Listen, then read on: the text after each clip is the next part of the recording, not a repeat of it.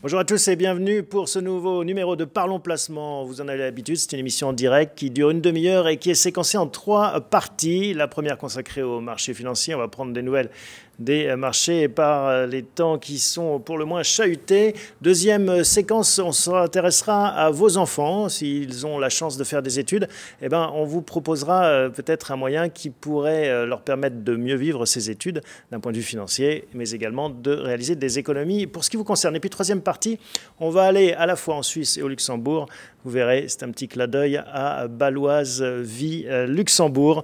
On vous en dira plus sur cette assurance vie et ce produit Profolio dans la troisième et dernière partie de l'émission. Mais on commence tout de suite par les marchés financiers.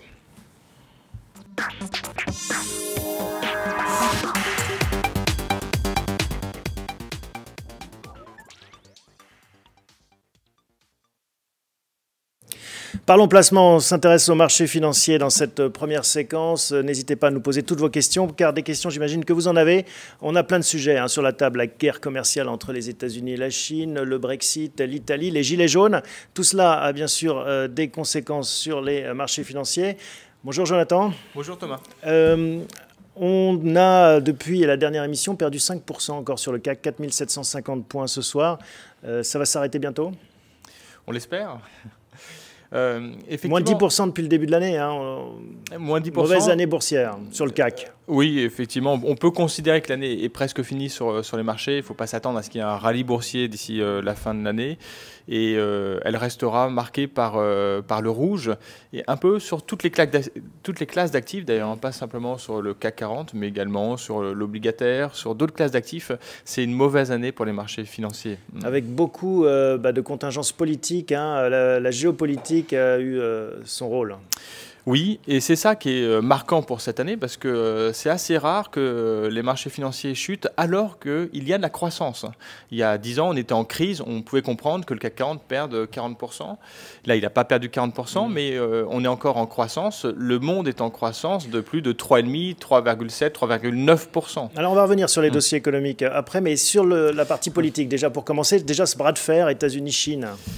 Alors, sur le bras de fer, il y a eu, depuis notre dernière émission, plutôt une bonne avancée dans ce dossier, puisqu'il y a eu un accord de principe, une trêve annoncée entre les deux pays, qui se donne 3 mois pour négocier, sans s'envoyer des tweets à la figure.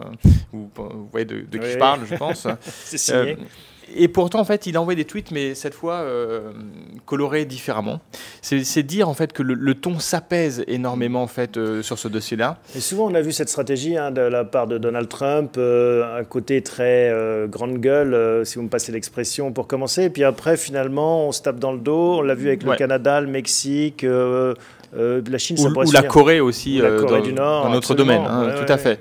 Il parle fort, il tape du poing sur la table, il met une pression d'enfer sur son interlocuteur. Et il obtient des résultats. Il n'a plus d'autre choix, son interlocuteur, que d'accepter des compromis. Et c'est ce qui est en train de se passer. La Chine a déjà annoncé des efforts importants d'ouverture de sociétés étrangères. Alors c'est le cas d'ailleurs, il y a eu des dossiers concrets, des investissements faits par des entreprises, pour le coup européennes, dont AXA, qui investit, et c'est la première fois que ça arrive dans l'histoire, avec une majorité du capital dans des entreprises chinoises. Ils ouvrent un peu plus l'économie chinoise, c'est ce qu'attendait la première économie mondiale, c'est ce qu'attendait Trump. Bon, donc ça va mieux du côté guerre commerciale sino-américaine.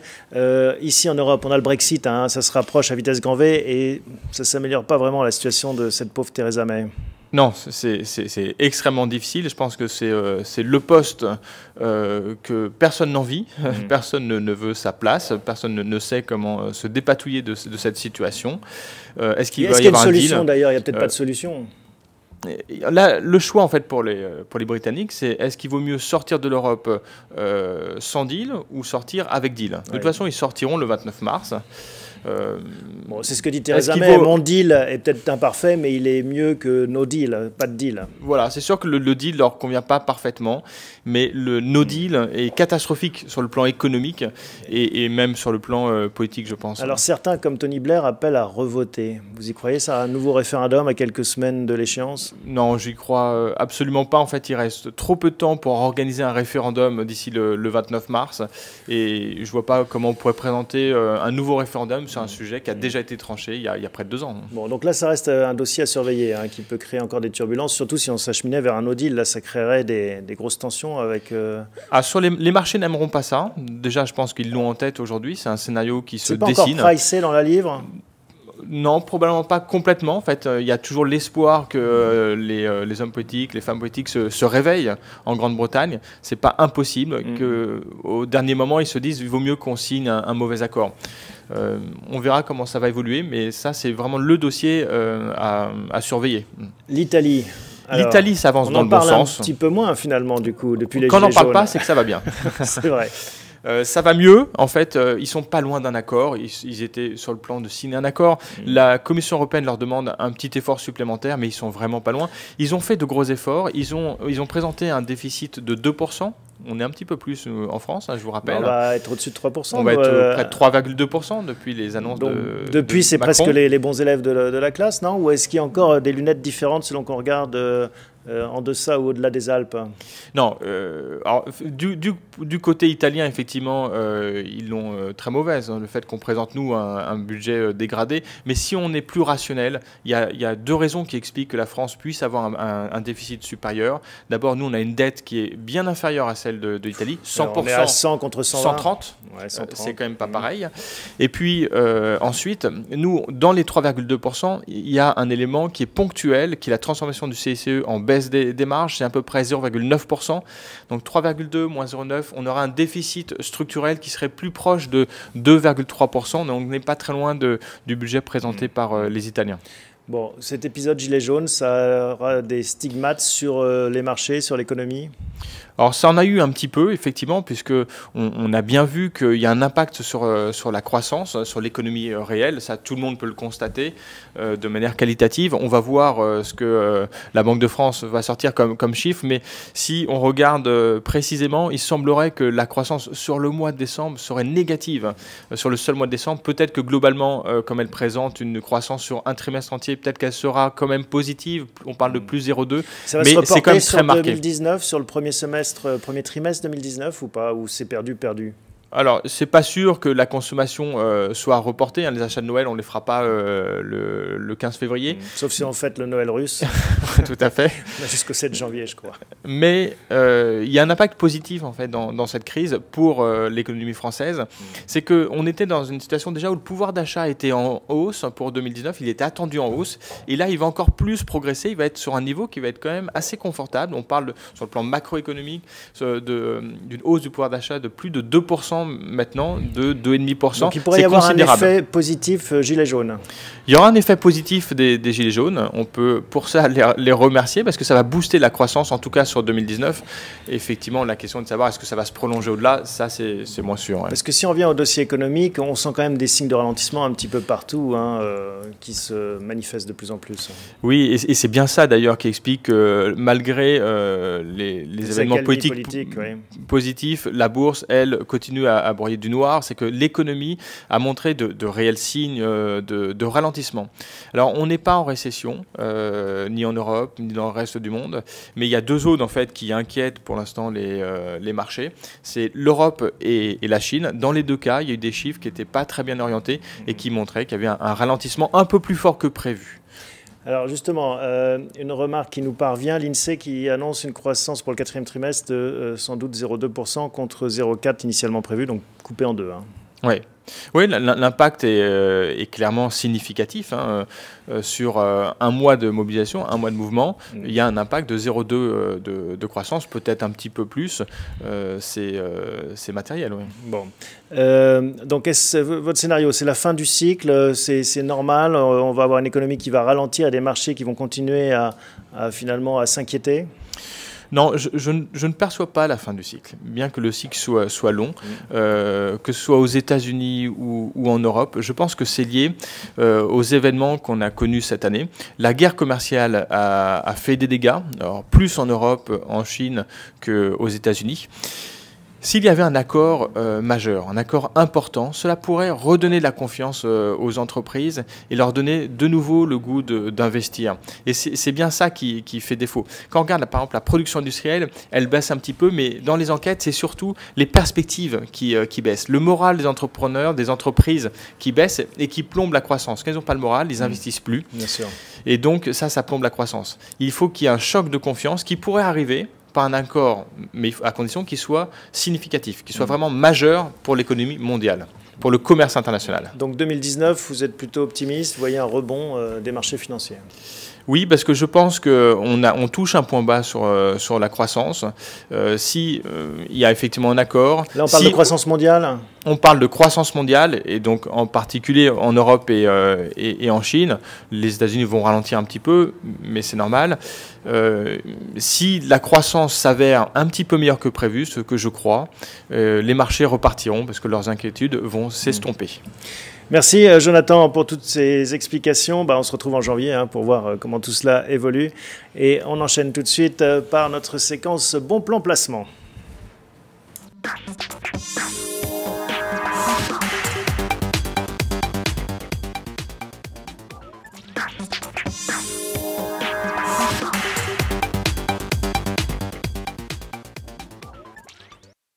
Et on accueille Vincent Kutkovitz. Bonjour Vincent. Bonjour Thomas. Alors, on se penche sur le cas de, j'allais dire, nos chères têtes blondes, mais un peu plus grandes. Si vous avez des étudiants à la maison. Des enfants majeurs. Des enfants majeurs. Voilà, vous allez nous proposer une stratégie qui peut être intéressante à la fois pour eux et pour nous. Oui, on va en fait proposer une solution qui permet aux parents de réduire une partie de leur imposition, notamment l'imposition sur les revenus et l'imposition sur la fortune immobilière. Et par ailleurs, résoudre un problème qui est assez courant aujourd'hui, c'est d'aider les enfants de façon légale et encadrée à poursuivre leurs études, donc en France ou à l'étranger. Alors, la solution, ça passe par une donation temporaire. Ouais, il s'agit en fait de la donation temporaire d'usufruit. En fait, il s'agit de transmettre un portefeuille financier ou un portefeuille immobilier à ces enfants, mais temporairement, on leur donne en fait l'usufruit, c'est-à-dire les Donc c'est-à-dire qu'on met une date à laquelle ce portefeuille nous reviendra? Exactement, on doit fixer une période qui est minimum de 3 ans, parce qu'on va voir qu'il faut passer devant le notaire pour faire ça. C'est un acte notarié minimum de 3 ans. Si on considère que la durée des études est en moyenne pour les études longues 5 ans, on peut considérer qu'une donation d'usufruit temporaire de 5 ans peut couvrir les besoins d'accompagnement financier d'un enfant. L'intérêt, c'est en effet des revenus supplémentaires pour cet enfant. Oui, tout à fait. Ça permet donc de transmettre des revenus à cet enfant. Donc on part du principe que lui, étant étudiant, il n'a pas forcément de revenus financiers par ailleurs, de revenus en général par ailleurs. Il peut ne pas avoir de revenus du tout, mais ça peut être aussi un complément de revenus pour lui. Et on va le voir dans quel cas c'est intéressant de le faire. Donc ça peut s'adresser aux enfants qui ont déjà un niveau de revenu minimum ou à ceux qui n'en ont pas du tout. Donc, voilà. Mais donc l'intérêt, c'est que cet enfant, lui, ne sera pas imposé à un taux élevé, a priori, sur l'impôt sur le revenu. Exactement. On a pour habitude de dire qu'en fait, par exemple, pour un étudiant qui réside en France, avoir des revenus de l'ordre de 1 500 € par l'intermédiaire du portefeuille sur lequel on aurait fait une donation d'usufruit, c'est cohérent. Au-delà de 1 500 € par mois, à peu près un SMIC en fait, au-delà, il faut prendre en compte le fait qu'a priori, il y a des chances qu'il soit fiscalisé. Après, il y a des calculs d'opportunité à réaliser par rapport au fait, parce qu'il faut bien le préciser, que si on fait une telle donation temporaire d'usufruit, il faut considérer que l'enfant va sortir du foyer fiscal. Donc vous voyez bien qu'il peut y avoir un intérêt à le conserver dans certains cas ou à le sortir pour optimiser sa fiscalité. Absolument, il faut aller voir son notaire. Mais donc l'autre intérêt pour les personnes, ça peut être des grands-parents ou des parents qui procèdent à ça, c'est en effet d'abaisser temporairement leurs revenus et leur de diminuer leur patrimoine, notamment immobilier, parce que c'est ça qui nous intéresse pour les filles. Moi, je pense qu'aujourd'hui, le principal intérêt, lorsqu'on veut transmettre des revenus de ce type-là à son enfant, c'est de le faire sur, par exemple, un portefeuille de SCPI, donc de pierre-papier ou d'OPCI, on en parle assez souvent dans l'émission. Sur les titres financiers, ça peut être un peu plus complexe. Donc, sur la partie, imaginons qu'on a un portefeuille de SCPI et qu'on veuille, par exemple, transmettre à peu près 1 500 € de revenus par mois à son fils, à sa fille. il faut considérer qu'il faut avoir à peu près 18 000 € de revenus par an. D'accord, 18 000 € de revenus, ça correspond, si on prend la moyenne de rendement des portefeuilles de SCPI en 2017 par exemple, qui était de l'ordre de 4,5%, c'est à peu près 400 000 €. On va le voir sur un tableau que vous nous avez apporté qui résume tout ça. Et petit tableau qui l'indique. On va voir ce petit calcul. Donc un portefeuille de SCPI de 400 000 € permet de dégager un revenu annuel de 18 000 €, soit 1 500 € par mois pour l'étudiant. Il est bien loti. Hein. Exact. On aimerait... non, il est bien, bien sûr, c'est un niveau déjà de patrimoine important.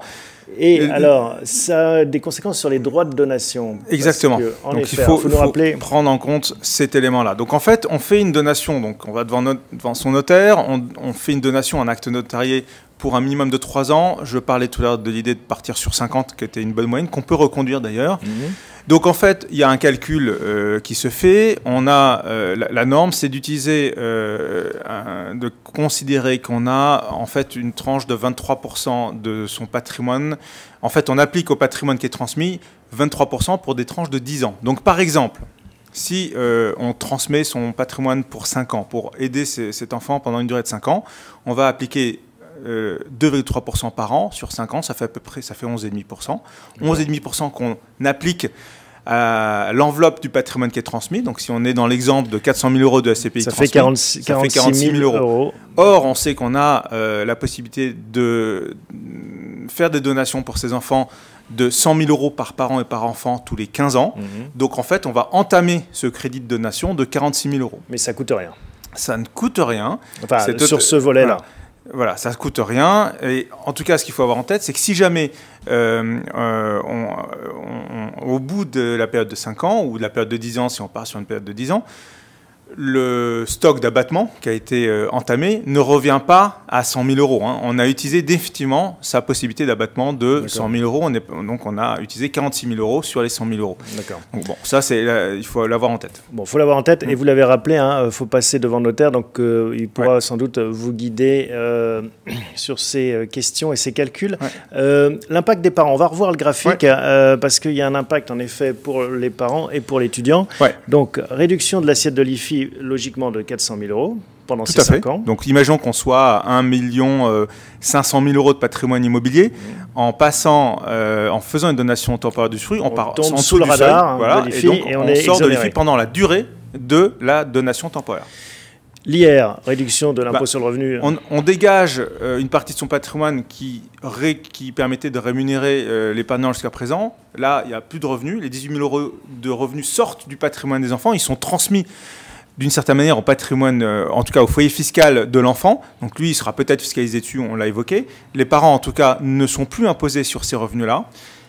Et par ailleurs, c'est assez courant, les parents ont par ailleurs d'autres biens immobiliers et ont un déficit foncier en finançant ces SCPI à crédit, on en parle aussi assez souvent, on a la possibilité de continuer à agréger en fait son déficit foncier avec la déduction des intérêts, et donc ça permet en face d'utiliser ce déficit foncier pour éventuellement constituer encore un autre patrimoine immobilier. D'accord. Donc l'IR, là, vous estimez à 8 000 € l'économie, c'est-à-dire pour des hauts revenus qui seraient sur des si on est sur une tranche marginale d'imposition à 45%, l'économie d'impôt en IR, c'est de 8 000 €. Donc 400 000 € sortis de la partie IFI et 8 000 € d'impôt sur le revenu en moins. Et donc pour finir, l'impact sur l'étudiant, donc pas d'IFI, on suppose qu'en effet, effectivement, il n'a pas de patrimoine. Le fait qu'il récupère l'usufruit ne le rend pas exigible à l'IFI, ça c'est clair. Et par ailleurs, il faut prendre en compte éventuellement un calcul de s'il a d'autres revenus notamment, par ailleurs, il peut être soumis à l'impôt sur le revenu. C'est pour ça qu'il nous paraît important de retenir que la cible de transmettre un SMIC en fait mensuel, c'est le bon niveau pour éviter d'être imposé et de créer d'une certaine manière des frottements fiscaux supplémentaires du côté de l'enfant. Très bien. On va finir par ce mécanisme, on peut l'adapter, on peut faire cette donation temporaire d'usufruit à d'autres personnes qu'un étudiant, tout à fait. Par exemple des causes. On peut le faire dans le cadre, on peut transmettre en fait l'usufruit à une association d'utilité publique uniquement, mais on peut le faire aussi pour aider un membre de sa famille dans le cadre de la donation. Un cousin éloigné, par exemple, ça marche. Voilà. Tout à l'heure, on parlait d'ailleurs du fait que c'était aussi applicable de grands-parents à enfants. Je pense que c'est important de l'avoir en tête, mais attention, les niveaux d'abattement sur les donations ne sont pas les mêmes. Hein. Les montants sont différents. Donc, en fonction de la personne à qui on souhaite transmettre cet usufruit, il faut consulter ou nous consulter pour connaître les niveaux de donation qui s'appliquent. Bon, merci Vincent pour ces explications. C'est très clair. C'est des mécanismes qui peuvent sembler complexes, mais bon, vous êtes là pour les expliquer le cas échéant. Hein. On peut vous contacter chez Bien Prévoir.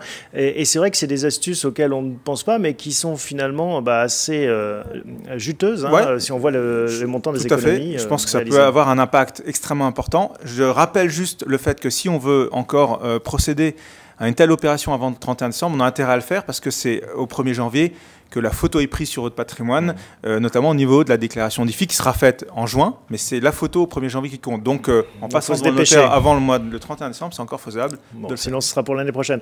J'en profite donc pour signaler qu'il y a eu des questions sur les marchés financiers, notamment de Richard G. et une autre. Alors bon, Jonathan a quitté le plateau, mais il vous répondra en direct et voilà, il donnera les réponses à ces questions concernant les marchés financiers. Merci Vincent, on se retrouve très bientôt et on passe tout de suite à la dernière séquence de Parlons Placement.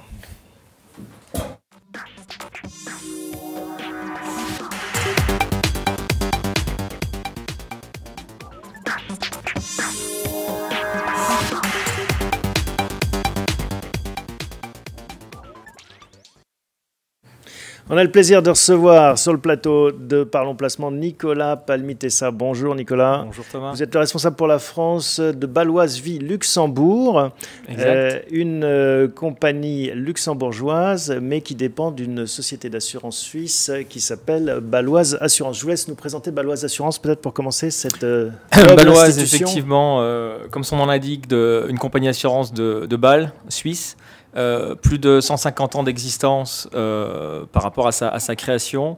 On est coté en bourse 100% flottant à Zurich, pas d'actionnaire majoritaire identifié, donc une société d'assurance indépendante. Et donc vous avez, cette société suisse a une filiale au Luxembourg qui s'appelle Baloise Vie Luxembourg et qui propose un produit Profolio. Exact, Baloise Vie Luxembourg. Alors Baloise Vie Luxembourg qui existe depuis également plus de 120 ans. Et le contrat Profolio qui existe depuis la création de la LPS, donc la libre prestation de services, ce qui permet de proposer les contrats dans toute l'Europe en ayant un établissement stable dans un des pays européens, donc le Luxembourg pour nous. Et Profolio, donc Profolio France, qui s'adresse à des résidents fiscaux français. Une question d'actualité peut-être pour commencer, réagir à ce mouvement des Gilets jaunes. J'imagine quand on est une compagnie d'assurance suisse, qu'on a une solution d'assurance vie au Luxembourg, on suscite peut-être l'intérêt de nos compatriotes en ce moment. Vous voyez ça clairement? Oui, on a eu un petit regain d'intérêt sur ces dernières semaines, effectivement, sur les placements à Luxembourg, par rapport en fait à une diversification géographique du placement finalement des épargnants, en disant voilà, je vais diversifier géographiquement mes placements, donc à Luxembourg par rapport à un contrat luxembourgeois. Il n'y a aucun lien avec la France, du coup, hein, d'un point de vue juridique, c'est complètement hermétique. Hein. Exact. En plus, nous, on est effectivement compagnie suisse établie à Luxembourg, proposant des contrats à des résidents français. Donc, on n'a effectivement aucun lien avec la France. Oui. Alors, on va revenir sur les charmes de l'assurance vie dans le Grand-Duché. On va commencer par le triangle de sécurité. Est-ce que vous pouvez nous rappeler en quoi consiste ce fameux triangle de sécurité? Le triangle de sécurité, en fait, c'est un triangle, grosso modo, imaginaire. Il faut s'imaginer, en fait, le commissariat aux assurances qui est notre tutelle, la compagnie d'assurance et la banque dépositaire qui forment finalement le triangle.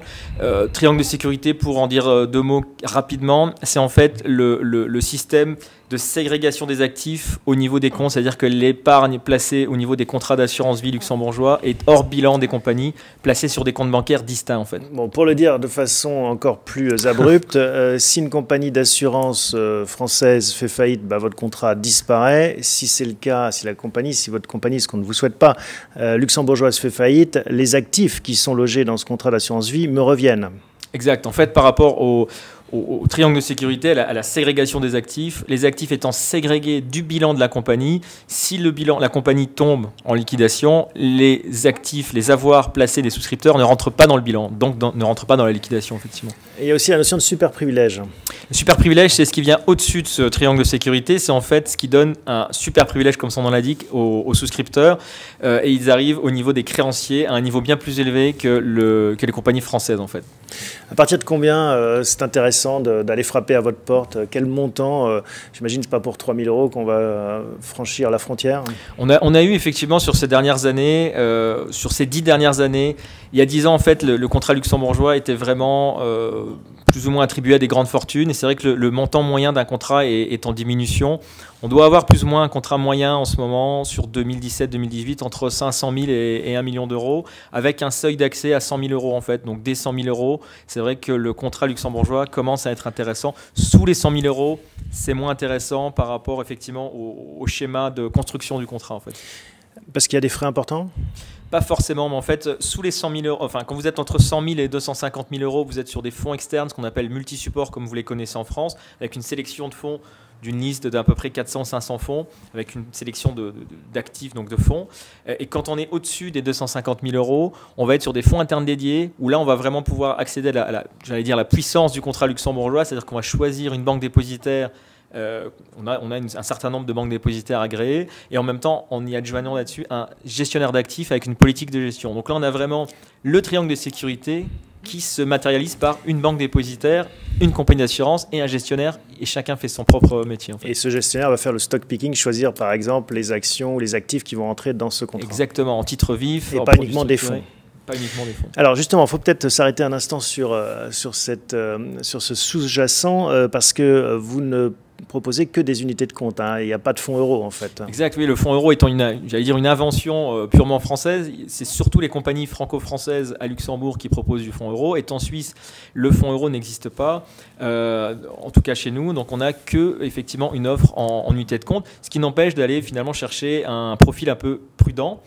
Oui, parce que par les temps qui courent, bon, c'est moins vendeur du coup. Oui, exact. C'est vrai qu'on a fait cet effet aussi en disant, effectivement, les souscripteurs me disent souvent, mais moi, par les marchés qui sont un petit peu volatiles, je préfère avoir un fonds euro pour me sécuriser.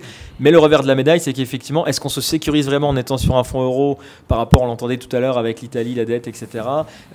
Voilà. Et alors, qu'est-ce que vous recommandez à vos clients qui sont inquiets, mais qui voudraient quand même aller vers vos solutions? Il ne faut pas oublier que sur un contrat d'assurance vie, on est en général sur une épargne moyen-long terme, donc entre 5 et 10 ans. Donc on a quand même une vision assez lointaine. Donc une gestion prudente, équilibrée, qui va effectivement avoir un petit peu de volatilité ces prochaines années. Il faut être capable d'encaisser des moins 10, moins 20 si ça se présente. Alors, moins 10, moins 20, je n'irai pas jusque-là, mais en tout cas, effectivement, il faut être capable d'avoir un petit, des petits soubresauts sur le contrat. Oui. Et on peut le mettre dans des fonds monétaires. Tout à fait. On a effectivement des fonds monétaires. Alors peut-être qu'ils rapporteront pas grand-chose, mais en tout cas, vous avez effectivement la sécurité des avoirs. Des devises aussi diverses et variées sont accessibles? Des devises, le contrat est accessible sur les 4 principales devises qui sont l'euro, la livre sterling, le franc suisse et le dollar. C'est-à-dire qu'on peut libeller le contrat en ces 4 ou 5 devises. Donc on peut faire des entrées et sorties de fonds sur ces devises. Et également au niveau du fonds interne dédié, quand on a un gestionnaire d'actifs qui gère cette poche, on peut accéder à des devises type couronne norvégienne ou suédoise, des choses comme ça. On a pas mal en ce moment de demandes sur des fonds dédiés gérés uniquement en franc suisse et déposé également dans des banques suisses, donc contrat luxembourgeois, banque suisse, géré en francs suisses, pour sortir du risque zone euro quelque part. D'accord. Les expatriés sont friands, je crois, de votre produit notamment parce que ça permet d'avoir une base, quel que soit le pays où l'on travaille. Oui, tout à fait. Nous, en fait, on couvre 15 pays depuis Luxembourg. Donc, on peut proposer notre contrat à des résidents de 15 pays européens. La France fait partie d'un des gros pays de collecte avec le Portugal, la Belgique, l'Espagne, l'Italie. Et surtout, en fait, au niveau fiscal, donc la fiscalité va coller finalement à la fiscalité de votre pays de résidence. Donc, un Français va être fiscalisé comme s'il avait une compagnie d'assurance française avec la fiscalité qu'on connaît sur les contrats d'assurance vie. Et le Luxembourg, lui, est transparent fiscalement. C'est-à-dire que si vous souscrivez en étant français, mais que vous bougez ensuite en Europe, on va s'adapter au pays dans lequel vous vous retrouvez. En fait. La fiscalité vous suivra. Une dernière question sur Sapin 2. On rappelle que cette loi est entrée en vigueur en 2016 et permet, si le cas se présente, de geler en partie les contrats d'assurance vie pour éviter que tout le monde ne veuille prendre la porte de sortie en même temps. Est-ce que ça a eu un effet aussi sur vos encours, vos souscriptions? On a eu un effet effectivement Sapin 2 l'année dernière, étant donné que nous on n'a pas de fonds euro, donc on regarde un peu le fonds euro avec un œil un peu étrange chez nous, parce qu'effectivement, pour rappeler le fonds euro, on a finalement un taux garanti, une liquidité garantie et un rendement qui est également positif garanti. Et il y a un des 3 points qui est en trop finalement sur les marchés financiers, parce qu'on ne peut pas trouver un produit qui allie ces 3 points, et donc le régulateur l'a bien compris. Donc, s'est donné la possibilité de supprimer la liquidité sur le fonds euro. Temporairement, jusqu'à 6 mois. Jusqu'à 6 mois, effectivement. Donc le fait de nous ne pas avoir de fonds euros, les épargnants finalement qui ont peut-être des fonds euros d'un certain côté et qui veulent sécuriser une partie des avoirs sur lesquels soit ils savent qu'ils ne vont pas avoir de retrait, soit ils veulent pas entendre parler des fonds euros, effectivement, on a eu un effet positif, en tout cas chez nous, Saint-Pin 2. Oui. Nicolas Palmitessa, responsable France de Baloise Vie Luxembourg. Merci beaucoup pour ces explications. Le produit s'appelle Profolio. Profolio, c'est ça. Voilà. Profolio et Procapi pour le contrat de capitalisation, le pendant du contrat d'assurance vie. Bon, merci de nous avoir rendu visite. À bientôt. Merci à vous. On va nous en parler. Merci à vous tous de nous avoir suivis. Merci pour vos questions. Merci pour votre fidélité. On se retrouve l'année prochaine pour de nouveaux épisodes de Parlons Placement.